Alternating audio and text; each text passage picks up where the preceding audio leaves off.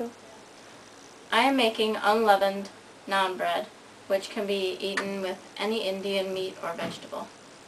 First we put the milk in the bowl. It's 2/3 cup of lukewarm milk.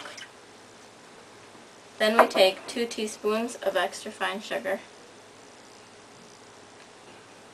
and 2 teaspoons of yeast. And we put that all in the bowl and let it sit for 15 to 20 minutes. As we wait for the wet ingredients to rise, we put 3 3/4 cup of flour into a large bowl.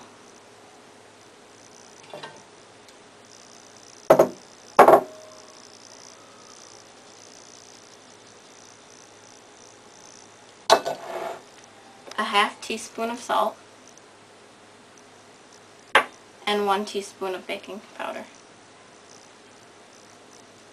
And now that the wet ingredients has sat, we mix it into the bowl of dry ingredients.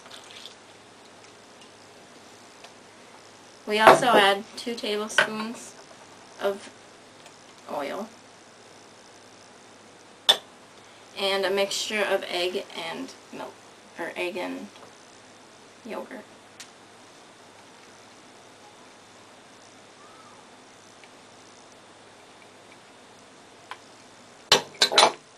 We then mix this around to form a ball of dough.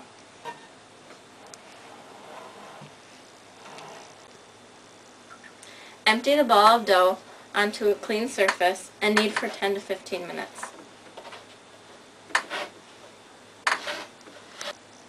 After the ball has been kneaded, you pour 1/4 cup of oil into a bowl and put the ball into it so it's coated before letting it rise to double its size.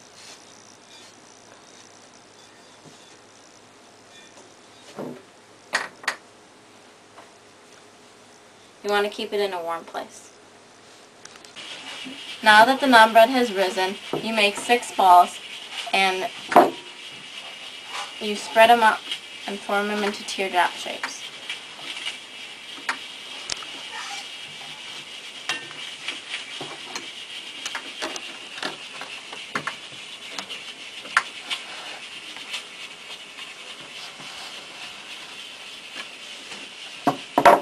And flip it and do the other side. Now you set your oven to broil and you put the naan bread in for a little bit until it browns and rises. And then you flip it and do the other side. Once you've reached this level, you flip it and cook the other side.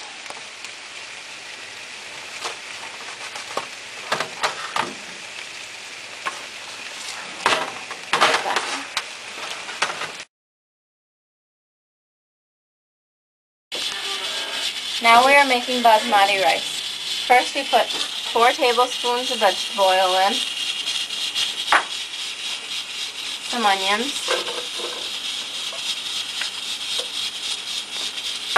a dollop of garlic, and 3 cups of basmati rice. Now you heat this until it's browning. Now that the rice has absorbed all the oil and the onions are semi-cooked, we put 6 cups of chicken broth in.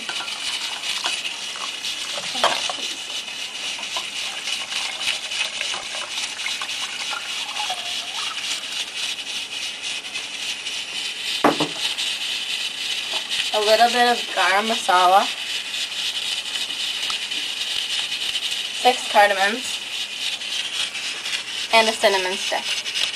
And then we bring that to a boil.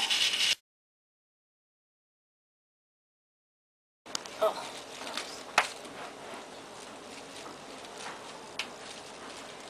Now I am making beef curry. In India they would use lamb or chicken, but here we use beef. And we want to put 2 pounds of beef into a pan and let it brown until we can put curry in later.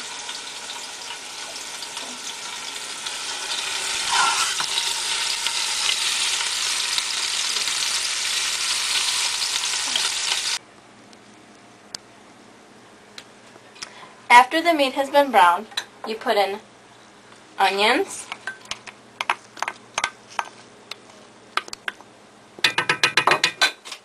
turmeric,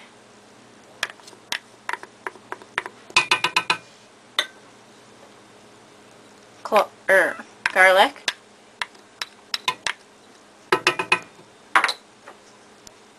marjoram,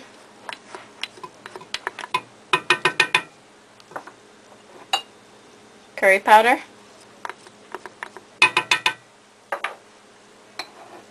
some yogurt for extra liquid,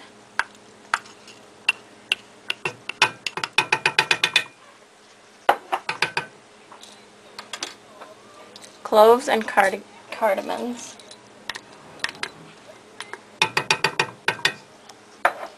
and a cinnamon stick. And then we pour a can of coconut in. And in India they would use fresh coconut.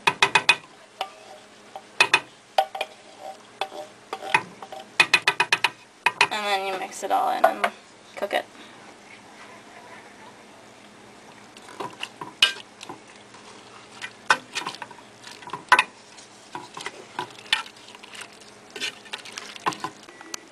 Now let's eat.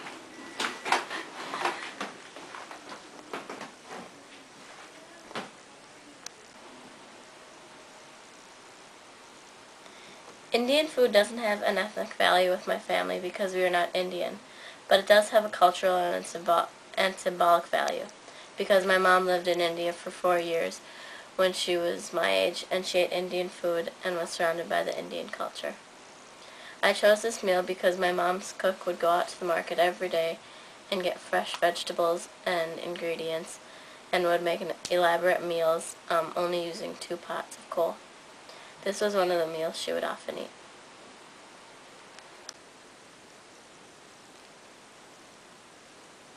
On page 163, Anju says, like so many women, cooking is how she expresses love. One of the foods they mentioned on this page was a raita. In India, they make raitas after they eat a spicy meal to rejuvenate themselves. For our dinner, we made a cucumber raita because we had spicy food.